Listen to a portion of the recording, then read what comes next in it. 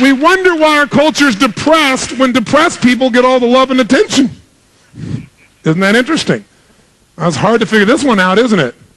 So what I want you to do is you got to make a choice. You can either bow your head and fit in, because if you stand out, then there are going to be a few people that are going to take shots at you, and that comes with the territory. So you either get to live with your head bowed or live with your head high and take a few hits and enjoy your life like most people never will.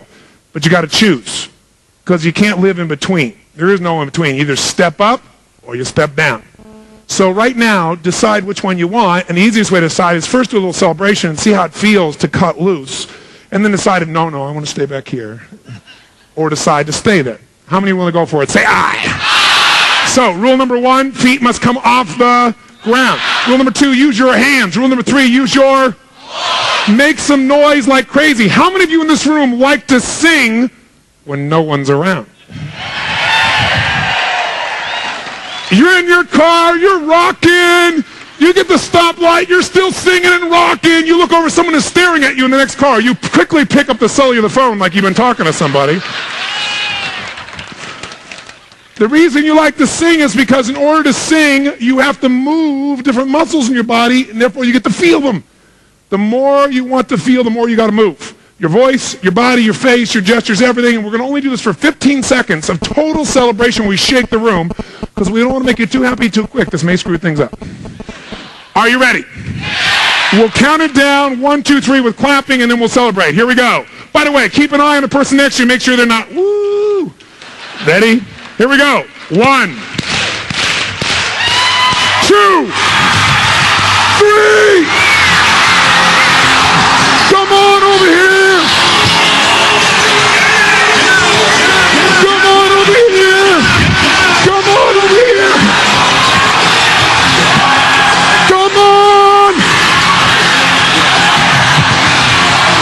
Come on, I can't hear you over here. Come on over here. Whoa. Very nice. Give yourselves a hand, ladies and gentlemen. Give a high five from the person next to you and grab a seat, feeling good. Grab a seat.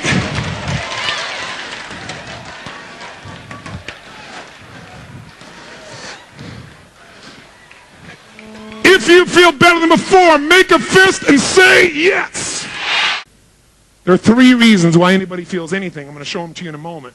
The only reason you feel good is 3 reasons. The only reason you feel bad are 3 reasons. They're the way you use 3 different patterns in your mind and body. If you change them, you'll change the way you feel instantaneously. I don't care how bad you felt before, how good you felt, you can change the way you feel if you change these 3 things. And they're totally within your control, and they don't require drugs or therapy. They just require you making new choices. But I'll tell you this, everybody has a fear they're not enough and they won't be loved, and here's why. In the beginning, when you're a baby, what do you got to do to be loved? Cry? What else? Anything you do, you'll be loved. You poop, they go, oh, poo-poo, yellow poo-poo, oh, I still love you, baby, poo-poo. Isn't that true? You vomit all over somebody, oh, baby, it's okay, baby, love you, baby, yeah, love you, baby. Doesn't matter what you do. You crap, you vomit, you fart. Try that stuff when you're 50 and see if it works real well. See if you still get that love you were thinking about. Right? You're fat when you're a baby and you're loved. Try that later on, see if it works. Look at those big chubby cheeks. Last time you heard somebody say that about a 35-year-old. Look at those big chubby cheeks. But wasn't it cute then? Because everything was cute then, because oxytocin was flowing, baby. Right now, there is a day when that oxytocin stops flowing and all hell breaks loose. That's a day when all of a sudden you did the same little poo-poo, but you got in trouble.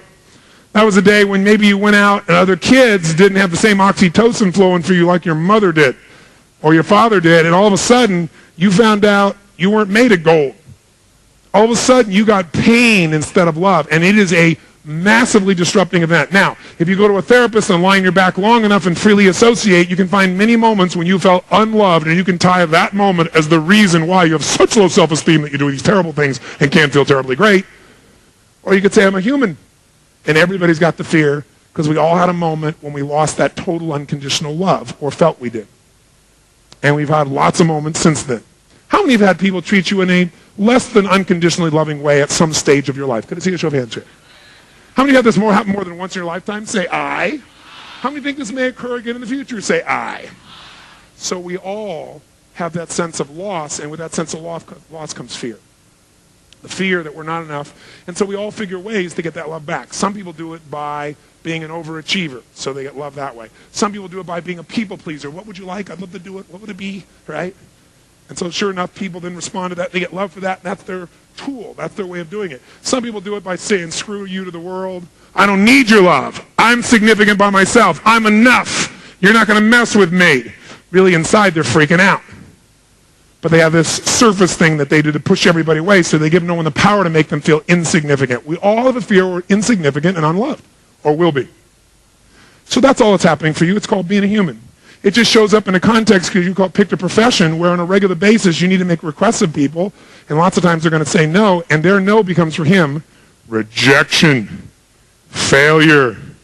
Worthless is the word he would never say that he really felt. He doesn't want to say worthless because that scares the hell out of him. So he says, not successful. Failure, not successful. He'll never get to worthless because that's a scary word to say. No one wants to say they feel worthless, but that's what everybody's afraid of feeling. Now, search your own heart, your own experience, and see if that's true. And it's probably not true for you, but how many have seen other people have a fear of being worthless or not being loved or not successful? Other people. How many have seen that? Of course, those other people have those feelings. So maybe you do too at times. Now, I know you don't feel that way when you're competent and you're in charge and you're in control and everything's going your way. That's your plan, that you do all those things. Some people work all the time so they can feel that because they have control. They're with their kids and they feel incompetent, so they go back and work more because they don't know how to deal with this thing. The kid wants to watch the Disney show for the 5,000th time. They don't know how to deal with that. So human beings have these common fears. Now, what do? Well, here's the truth. The fear will never leave you completely. That's the truth. So when you know something's true, it's best to hug the monster instead of fear the monster.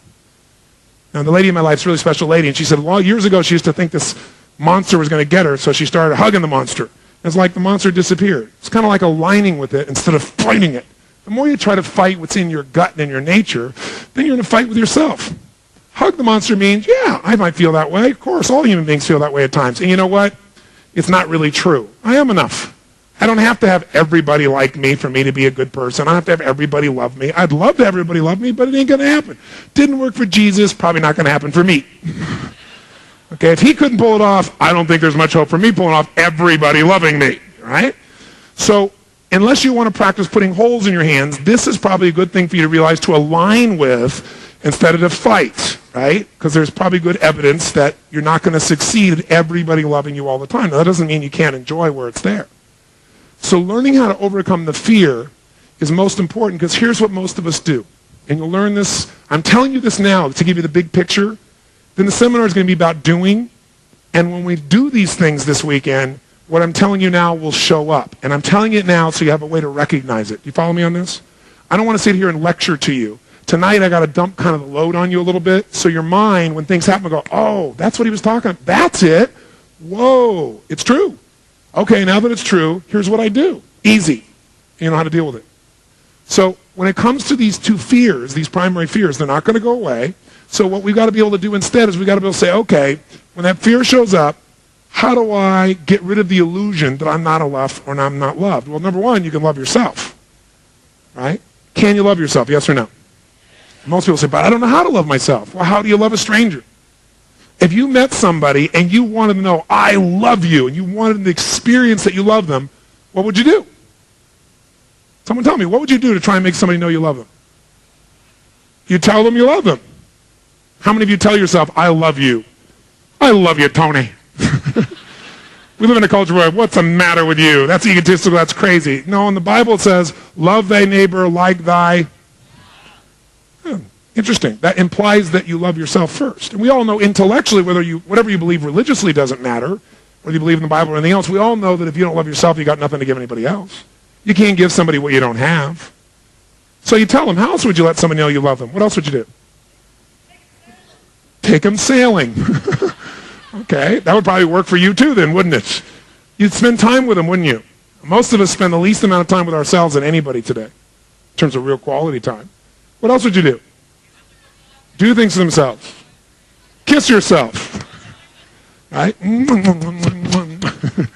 And in our culture, it's weird, but you know what's interesting? We do all these things for other people. Do something for them. Offer things, create things. We don't do that for ourselves. You don't love yourself because you don't believe you love yourself because you don't do the things that you do for other people that you love. You do the same things that you do for other people, or even similar things, you'll feel similar feelings. It's not that difficult to reassure yourself, but as long as you have to count on everybody else responding a certain way, you got to live in fear. And that's the piece that we want to avoid as far as things are concerned. Now, he's telling me that he has a human fear, and what he's got to do is get around it. The way he gets around it is he builds himself up, and he builds himself up by changing what things mean. As long as you say no to me, it means I have failed and I'm rejected. I'm going to have a hard time putting myself out there because that's putting out my deepest fear on earth. But if I change what your no means to me, which do we have that power, yes or no? Then if it means to me, you just said, no, it's not the right time for you. Or I didn't present this effectively enough today. Whatever I make up something else, then with a different meaning, it feels totally different. You see, whatever we feel for only 3 reasons. 3 reasons. You might want to jot them down. I call them the triad. Whatever you feel it for 3 reasons. There are 3 patterns within your body. Whatever you're doing with these 3 patterns right now determines what you're feeling right now as you sit in this chair. The first pattern is a pattern of physiology. Physiology. Physiology is a fancy word for how you use your physical body. Now, if you're happy, you're using your body one way. If you're depressed, you're using it another. There is a specific physiology to every emotion you're going to feel, and you're going to see it this weekend. Second thing that determines how you feel in a moment is the pattern of language that you use. Do the words we select change the way we feel, yes or no? If I come along to you right now and I look to you and I say, John, you're mistaken. How does it feel if someone says you're mistaken? What if I said, John, you're wrong? Does that change a little bit for some of you? What if I said, John, you're lying? Now, just by changing one word, can we change the way it feels to you in your biochemistry, yes or no? Yes. Now, the words you choose or select when you communicate to other people have a biochemical effect, but the words you choose to say to yourself have an even more powerful effect. Now, I'm not talking about positive self-talk where you go, I'm good enough, I'm smart enough, and by golly, people like me. No, I'm not talking about one of those Saturday Night Live specials, no. I'm talking about the significant words that you consistently use in your vocabulary that condition the way you feel on a daily basis. How many of you have ever listened to a speaker, even maybe somebody historic, maybe even a Martin Luther King or John F. Kennedy or someone who the way they spoke, the words they spoke, impacted you emotionally? How many have had this experience in your life? Say, I. The speaker that affects you the most is you. And most of us have no clue of the language patterns we're using. It's not just positive self-talk. It's the actual words. Some words have a deeper meaning than others. The word failure for this man may not have the same impact as the word failure does for you, but for him, that means worthless. You follow that? That's a word that will ignite him and make his nervous system so tight that he can't say anything or can't put himself out there or sets a goal and says, I'm going to do it, and takes 2 steps forward and then 3 steps back. And he can't figure out why, because he's got that word in his vocabulary. And anytime that word shows up, his body goes to a certain state. When his body goes there, those words show up. You're going to see they're tied together. So there are words, I call it transformational vocabulary, TV for short. I say watch your TV, watch the vocabulary you use, because certain words are going to ignite different emotions in you than others. And they're different for everybody. You got to find out which words trigger you. We have certain phrases that we say again and again and again that hypnotize us. I call them incantations. They're patterns of language. An incantation is like not a word, but a sentence you say again and again and again.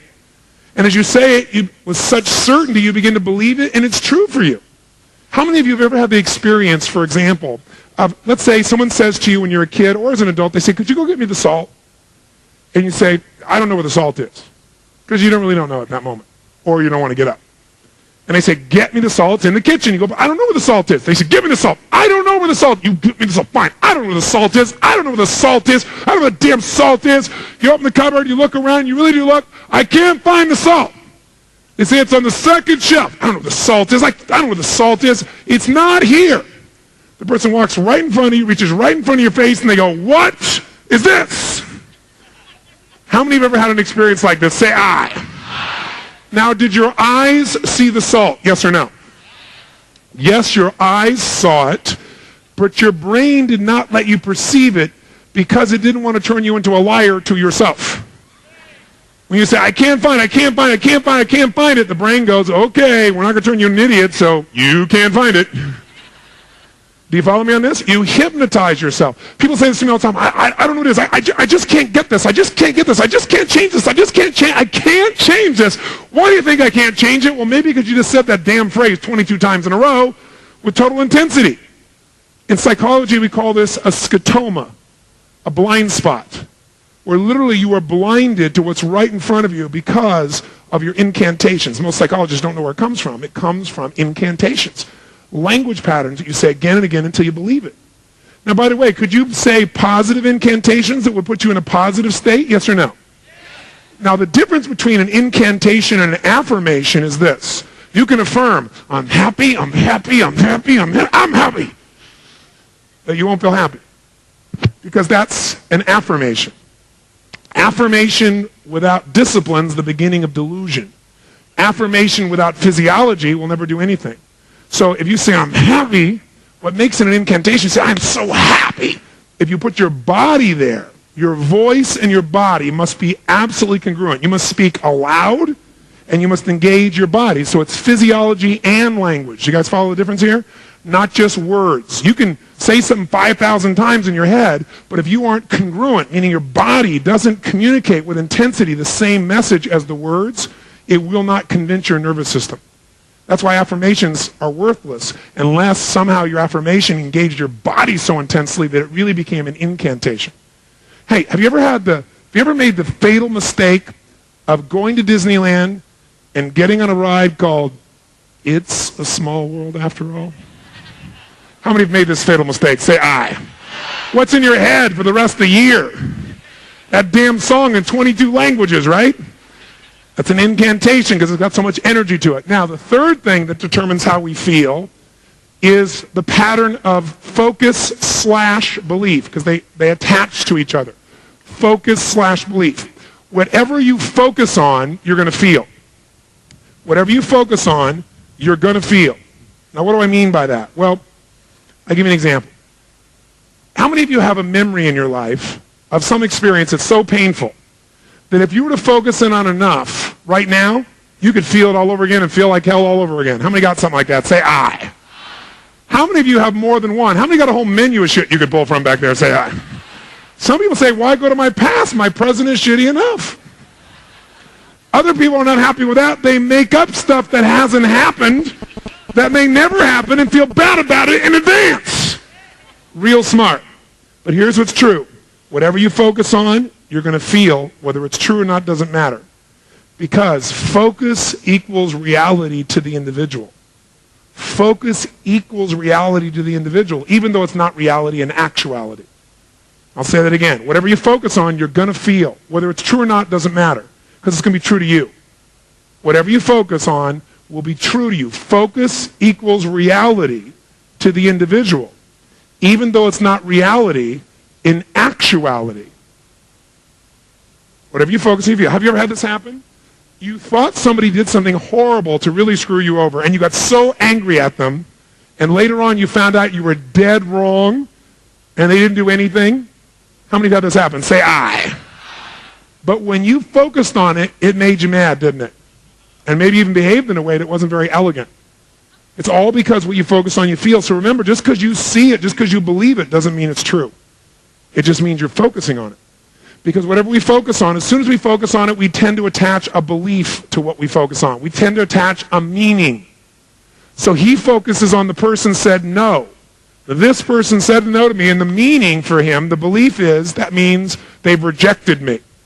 The most successful people in sales, by the way, are people that don't see any no as rejection. They just see it as they don't have enough information, or it's not the right time, or I need a new approach. And so they don't have any personal hurt. It doesn't bring up their primary fear, even though they're experiencing the same thing called no. Because the meaning for them is not I'm worthless, right, or I'm not enough, or I won't be loved. The meaning for them is, oh, we're just not there yet, or this isn't the right time.